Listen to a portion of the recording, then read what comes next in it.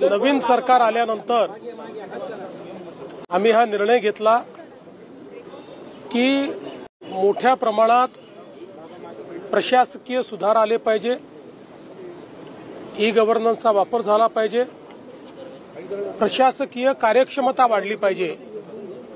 या दृष्टीनं विविध टप्प्यावर जे अधिकारी आहेत त्यांच्या कार्यशाळा आणि संवाद आम्ही करतो आहोत।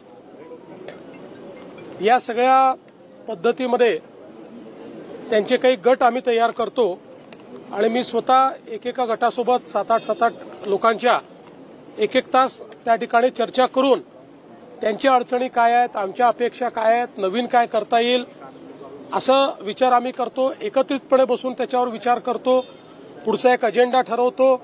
आपण 150 दिवसाचा एक कार्यक्रम दिलेला आहे, तो कार्यक्रमही एफिशियंटली राबवला गेला पाहिजे असा याच्या पाठीमागचा हेतू आहे। आमचा प्रयत्न असा आहे की सरकार म्हणून एक इन्स्टिट्यूशन तयार झालं पाहिजे। अनेक लोक चांगलं काम करतात, ते जोपर्यंत पदावर असतात तोपर्यंत काम राहतं, नंतर नवीन आल्यानंतर ते काम बदलून जातं।